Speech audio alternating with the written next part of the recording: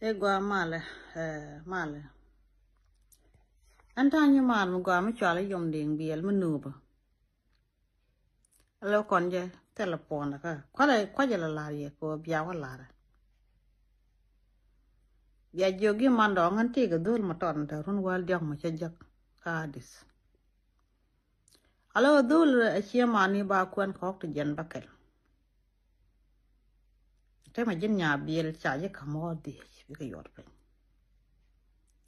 Kabul mo a pod wi chara betaten. Ku te ma cha joji won kwen ka kwen la kwat wi chara kadis. Gwa dan dan wa pela wetup kane ka teba. Betaten. Ku pela war bi ko ram. Kamelera. Gwa kwa mwal ka le yapin. En kwa wala bom ka chiema ya. Bikula ban bikula nyong ba ko la balat.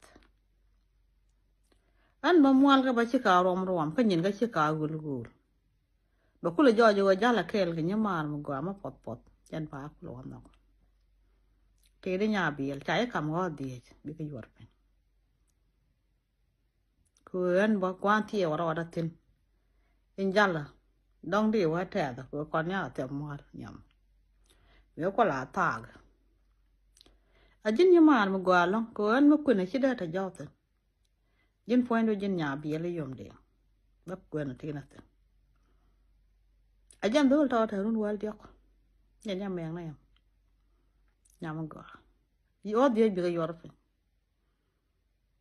Ko bola la wa por wi cha te wi na yi lo. Do dio je te lo chien. Ko dung te chien da na wa chien ya te chien. Mola na me ba ya pen wi cha ba lo. Wi cha dio je te tamate. Anjana dio je ba ko le ya na mol kel pen ko mol kel ba ko gang ko ba ko le jal nya biel. Yo e yom di anyando an kwena gwa ber. Banu ka diskel. Te de chwata.